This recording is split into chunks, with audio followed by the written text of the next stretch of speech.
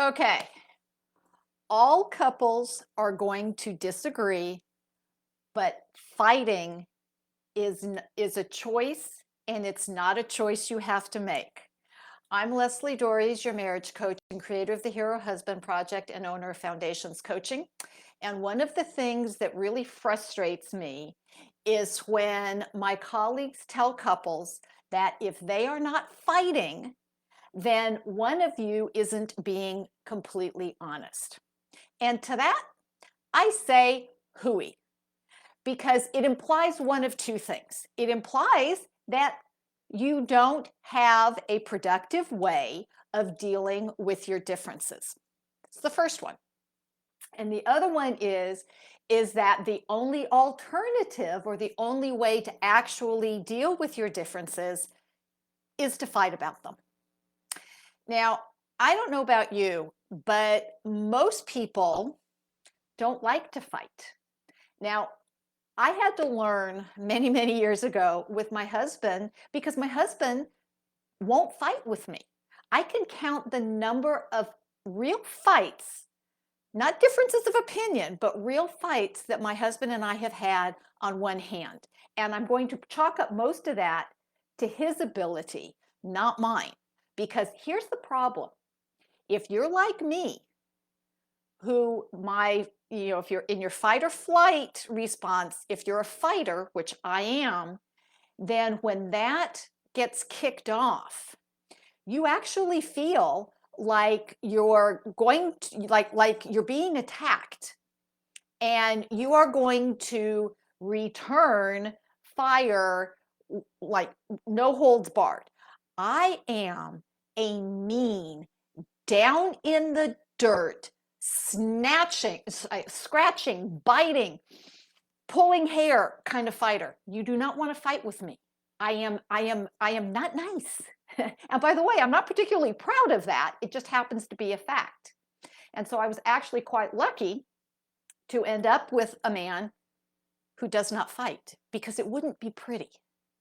And that's the problem when we tell people you have to fight.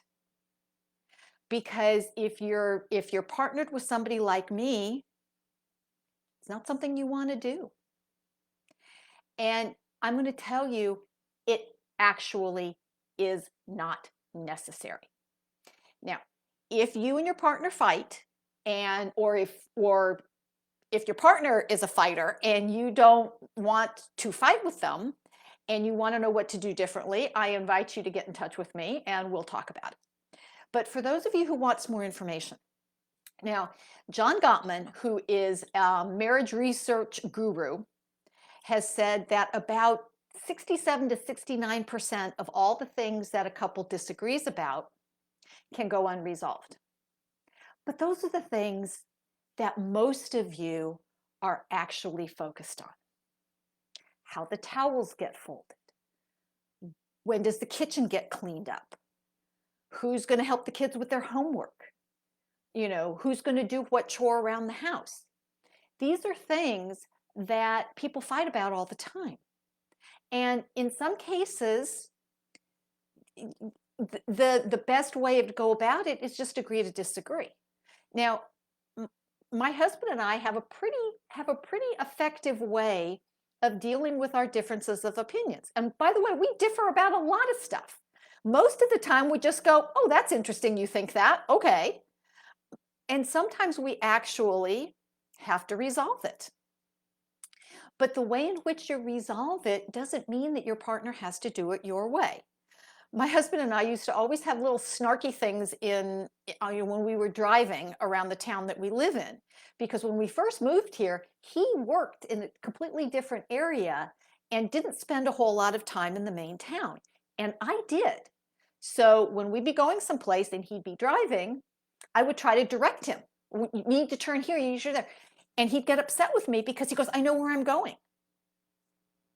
Now, I was born and raised in Los Angeles, big city. I want to get there the most direct and quickest way possible. My husband grew up small town south. He likes to meander the back roads. Who's right? Both of us, we get there. And so we had to make a decision of whoever was driving got to pick the route, And if we needed to get there quickly, I drive. And it's worked out. We haven't snarked at each other in the car in years.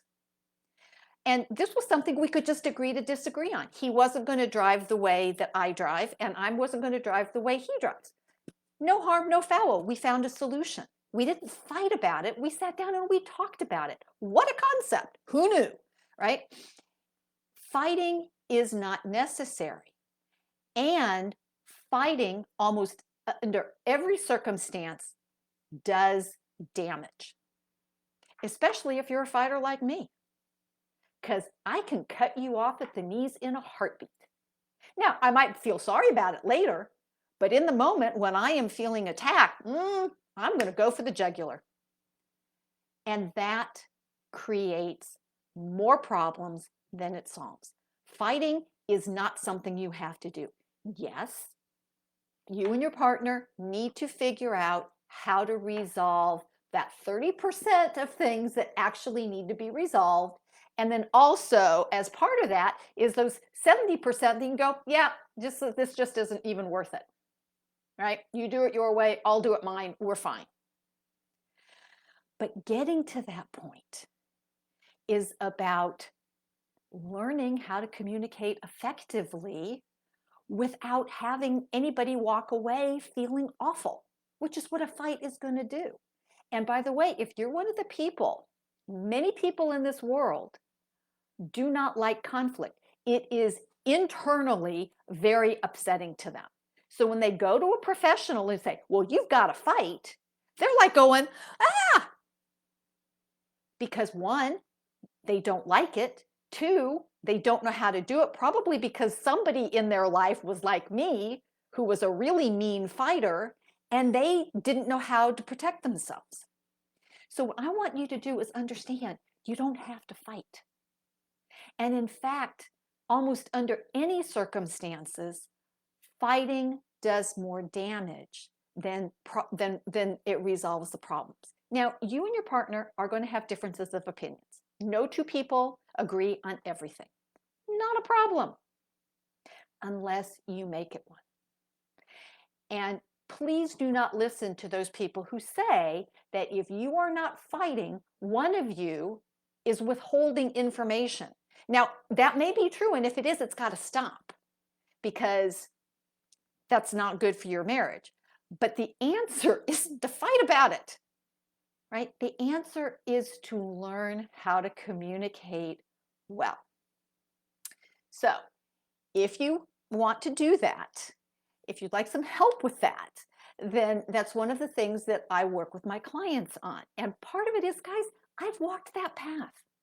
I know what it's like to hurt somebody that you say you love, because in the moment you're hot. In the moment you feel attacked. In the moment you feel scared. I get it. Been there, done that. And the other thing that I know is I know there's another side because I crossed over. My husband and I don't do that. I don't do that anymore. So if you want some help, I invite you to get in touch. You can put a message down in the comments. You can send me a direct message, or you can contact me at Lesli at foundationscoachingnc.com. And I'm hoping you're finding this series of bad marriage advice helpful. Please subscribe to this series, share it with your friends, and until next week, stay loving.